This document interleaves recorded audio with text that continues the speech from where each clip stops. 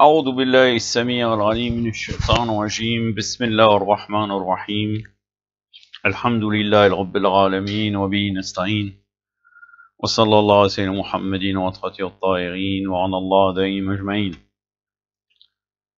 Toujours les cours sur la connaissance de l'imam.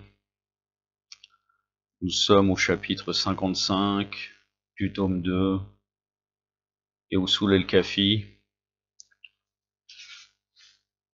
Une vidéo que j'ai intitulée Les esprits qui sont dans les imams. Alayhum salam. Dans ce chapitre 55, il y a 3 hadiths, je vais vous en citer que 2, mais j'utiliserai le premier hadith pour commenter le deuxième hadith. Je commence donc par le deuxième hadith. Mohammed ibn Yahya a rapporté cet hadith d'Ahmed ibn Muhammad, et lui de Moussa ibn Omar, et lui de Mohammed ibn Sinan, et lui d'Amar ibn Marwan, et lui de Munakhal, et lui de Jabir, qui avait dit: je demandais à Abu Jafar, donc à l'imam Saad Baqir alayhi salam, au sujet de la connaissance du savant érudit. Le savant érudit, donc là, dans ce hadith, c'est Al-Bayt alayhim salam. Il me répondit: ô Jabir, il y a 5 esprits dans les prophètes et les successeurs. Autrement dit, 5 esprits dans les prophètes et les imams. Le Ruh al-Qudus, c'est-à-dire le Saint-Esprit, le Ruh et l'Iman, l'esprit de la foi, le Ruh et l'Ayat, l'esprit de la vie, le Ruh al-Qawwa et le Ruh al-Shahwa. Le Ruh al-Ayat, on l'appelle aussi Ruh al-Matraj, c'est-à-dire l'esprit du mouvement, qu'on va retrouver dans le premier hadith, que je vais vous citer uniquement l'extrait qui énumère ces 5 esprits. Je continue le deuxième hadith. Au Jabir, ils perçoivent ensuite tout ce qui se trouve en dessous du trône divin et jusque sous la terre. Donc avec ces 5 esprits, c'est ce que ça donne comme conséquence. Au Jabir, ces 4 esprits peuvent être frappés par toutes sortes d'afflictions, mais le Saint-Esprit, Ruh al-Qudus, n'est jamais frappé par aucune affliction, car il ne se distrait jamais. Il n'agit jamais sans un but précis. Comme précision, donc en utilisant le premier hadith, donc le Ruh al-Qudus, c'est à travers lequel les imams alayhim salam perçoivent les choses, les imams et les prophètes. Ruh al-Iman, c'est à travers lequel ils craignent Allah, donc l'esprit de la foi, à travers lequel ils craignent Allah azawajal. Ruh al-Qawwa, l'esprit du pouvoir, à travers lequel ils sont renforcés dans leur obéissance à Allah. Ruh al-Shahwa, donc l'esprit du désir, c'est à travers lequel ils deviennent désireux d'obéir à Allah azawajal et de détester toutes les désobéissances envers lui. Ruh al-Matraj, ou bien aussi appelé Ruh al-Ayat, donc l'esprit de la vie ou bien l'esprit du mouvement, c'est à travers lequel les gens vont et viennent.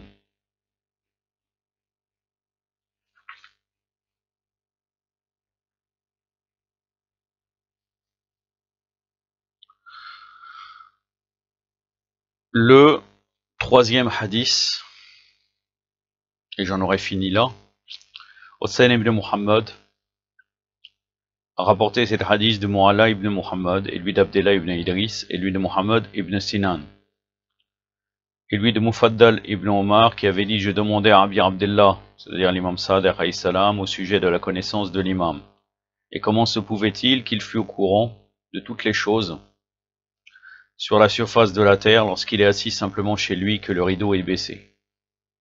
Autrement dit, le rideau est baissé, on pourrait comprendre donc que la maison, que c'est tard, et donc il n'y a personne. Qui n'a pas de moyens, on pourrait dire, mais en même temps c'est tout à fait normal, d'autres d'avoir des personnes qui lui donneraient des informations.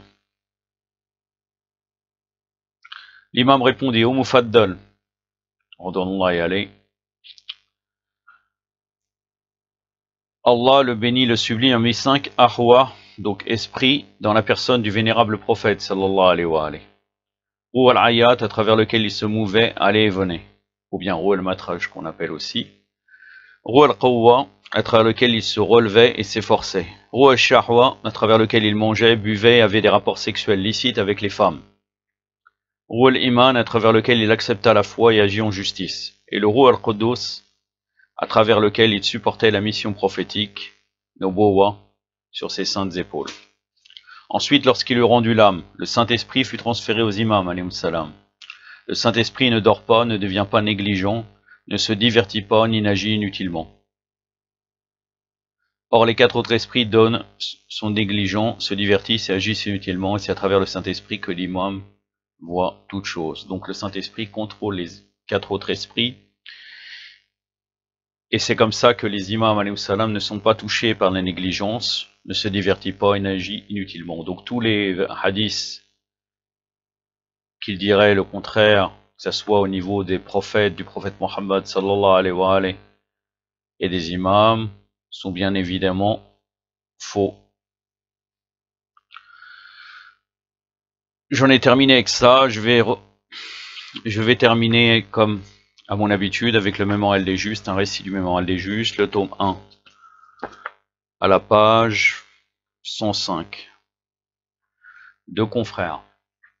L'amitié, l'intimité et la coopération sincère de Hichem el-Hakam et Abdullah ibn Yazid el-Habadi faisaient l'étonnement de tous les gens de Koufa. Ils étaient devenus le symbole de deux bons associés et de deux collègues intègres et intimes. Ils tenaient en collaboration un commerce où ils emmagasinaient et vendaient des articles de mercerie. Tant qu'ils vécurent, n'éclatèrent entre eux ni différends ni querelles. Ce qui avait fait connaître cette affaire de tout le monde et accroître l'étonnement général était le fait que leurs convictions religieuses respectives les situaient à des pôles totalement opposés. En effet, Hichem, Odallah et Ali, comptait parmi les ulama et les orateurs chiites de renom, et était l'un des proches compagnons de l'imam Ja'far as-Sadiq alayhi salam. Convaincu de l'imama de Ali al-Bayt, quand Abdullah ibn Yazid il faisait partie des ulama abadites ou ibadites, c'est strictement la même chose. Je vais expliquer un peu qu'est-ce que sont les ibadites. Les ibadites, ça fait partie, c'est une des 6 branches des Khawarij. Et les Khawarij se sont apparus vraiment au moment de la bataille de Siffin. Lorsque certains compagnons d'Imam Ali se révoltèrent contre lui, lorsque Muawiyah et Amr al-As, l'arnatullah alayhima, ont eu comme ruse, quand ils perdaient la bataille, de mettre sur des lances le Coran et demander l'arbitrage du Coran. Et après, quand il y a eu cet arbitrage, ces Khawarij ont refusé cet arbitrage, alors que c'était eux qui avaient réclamé l'arbitrage. Donc après, ils sont arrivés à faire la guerre à la bataille de Nahrawan contre l'imam Ali alayhi salam, jusqu'à que Abdurrahman ibn Munjim el-Mouradi, l'arnatullah alayhi, assassiné l'imam Ali alayhi salam. Mais ils étaient contre tout pouvoir en disant le pouvoir n'appartient qu'à Allah. Ils étaient aussi contre Muawiyah et contre Amr al-As. D'ailleurs, ils avaient envoyé 3 personnes, un pour assassiner l'imam Ali alayhi salam, un pour assassiner Muawiyah et un pour assassiner Amr al-As. Les 2 autres cas ont échoué, ces tentatives d'assassinat, et c'est l'imam Ali alayhi salam qui est tombé martyr. Donc les ibadites font partie d'une des branches des Khawarij.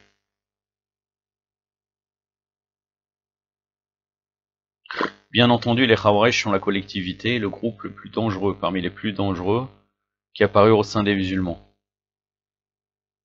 À chaque fois, ils étaient contre tous les gouvernements de l'époque. De toute façon, les Khawarij étaient contre même Osman ibn Affan, contre l'imam Ali et Osman. Il est considéré comme mécréant et idolâtre.